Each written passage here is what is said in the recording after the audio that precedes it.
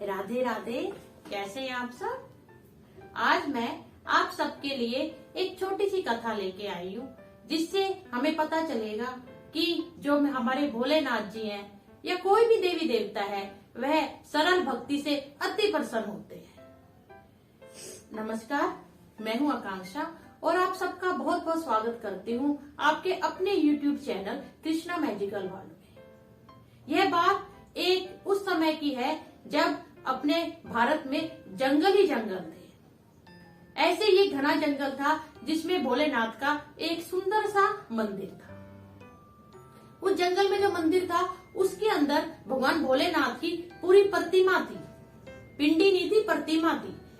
और उस जंगल में अनेकों भीड़ अपने शिकार करने के लिए जाया करते थे। उसी जंगल में एक भील था जिसका नाम था कन्नप।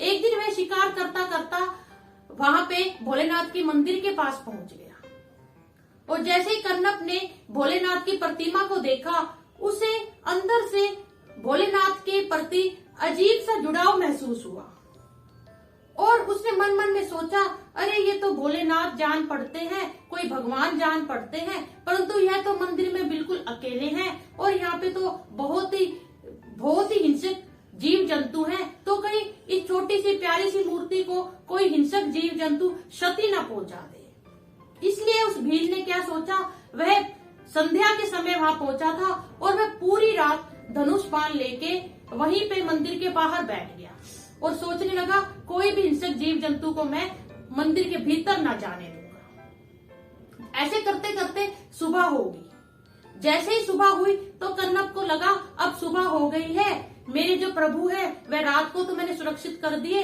अब मैं इनके खाने पीने का कुछ ना कुछ प्रबंध करता हूँ। यह सोच के वो जो भील था कन्नप, वह जंगल में चल पड़ा। उसे पूजा पद्वंती का कुछ भी ज्ञान नहीं था। वह तो सिर्फ बस मांस पकाता था और जानवरों का शिकार करता था। तो उसने सोचा कि जो मेरी सुंदर सी मूर्ति है यह भी भूखी होगी, तो क्यों ना मैं इसके लिए भी मांस ले लूं और उसे पका लूं। तो उसने बहुत जल्दी जल्दी शिकार किया और मांस को उसने पका लिया आंच पे। एक डोने में उसने मांस रखा और दूसरे डोने में उसने मधुमक्खियों का छाता तोड़ के शहद निकाला। दूसरे डोने में उसने वह शहद भर लिया। उसके बाद उसने फूलों को तोड़ा और वह उसने अपने बालों में उलझा लिए, फूल सारे के सारे।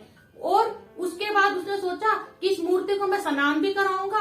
तो उसको लगा, मेरे दोनों हाथों में तो डोने हो गए और धनुष बाण हो गया, तो उसका एक मुख खाली था।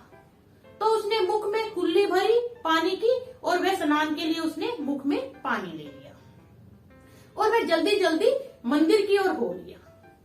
जैसे ही कन्नप मंदिर में पहुंचा, सबसे पहले वहां पे भोलेनाथ की जो मूर्ति थी उसमें कुछ पत्ते और पुष्प चढ़े हुए थे।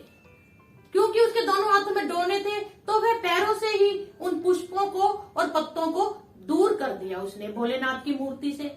उसके बाद उसने जो मुख में जल था वह भोलेनाथ की मूर्ति पे छोड़ दिया और उसके बाद जो अपने हाथों में जो दोने थे वह नैवेद्य के रूप में मांस और शहद भोलेनाथ की मूर्ति के सामने रख दिए। और जब उसके हाथ खाली हो गए तो उसने अपने बालों में से पुष्प निकाले जो फंसा के लाया था और उसने मूर्ति पे अर्पित कर दिए।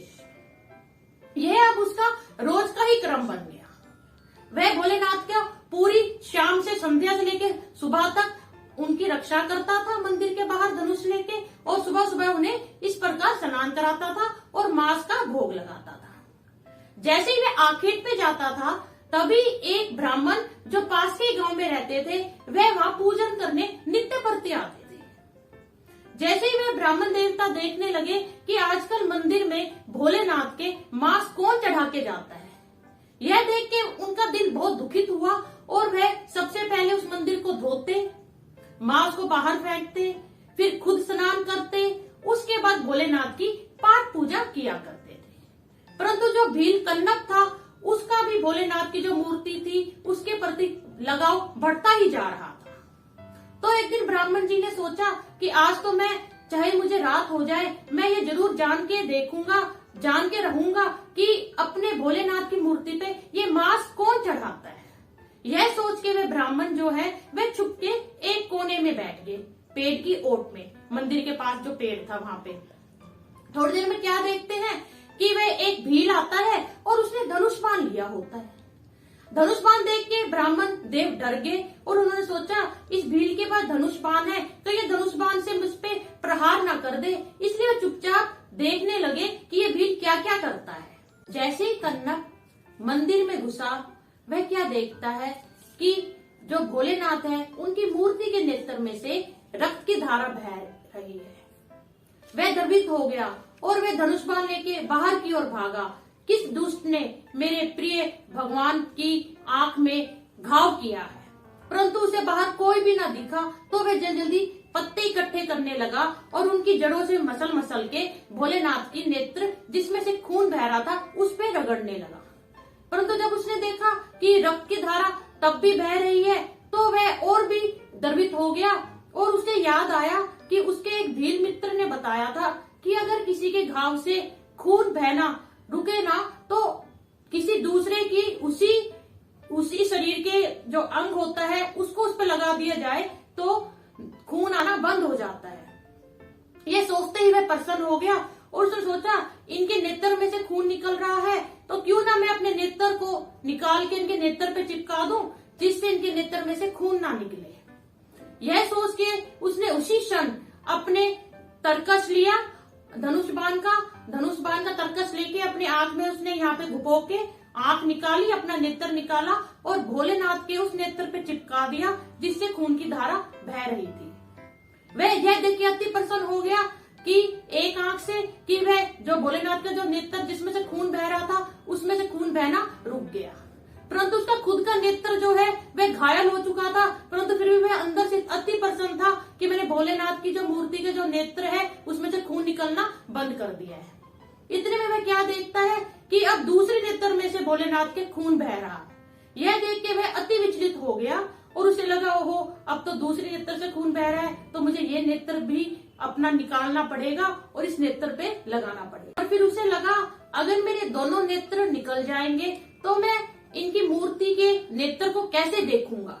तो उसने क्या किया, उसने अपने पैर के अंगूठे को भोलेनाथ के दूसरे नेत्र पे रख दिया और अपने दूसरे नेत्र पे जैसे ही उसने धनुष बाण चुभाया देखा तो मंदिर में प्रकाश ही प्रकाश हो गया। वह क्या देखता है, भोलेनाथ साक्षात उसके सामने प्रकट हो चुके हैं। और भोलेनाथ उस ब्राह्मण को संबोधित करते हुए बोले, हे ब्राह्मण देवता, मुझे इतनी पूजा पदंती नहीं मेरे को प्रफुल्लित करती जितनी मुझे भक्त की सरल भक्ति करती है। और भोलेनाथ ने उस भील कन्नप को अपना पार्षद बना लिया और विमान में बिठा के अपने शिवलोक को ले गए। उस भील की निष्काम भक्ति के कारण जो ब्राह्मण देवता थे उन्हें भी भोलेनाथ के साक्षात दर्शन हो गए। तो देखा आपने इस कथा कितनी अनुपम थी कि भक्ति में कितनी शक्ति होती है। अगर आपको यह मेरी कथा अच्छी लगी हो तो शेयर कीजिएगा और अगर सब्सक्राइब नहीं किया अपने इस चैनल को तो सब्सक्राइब कीजिएगा। अब मैं जाने की आज्ञा चाहती हूँ। धन्यवाद। जय भोलेनाथ।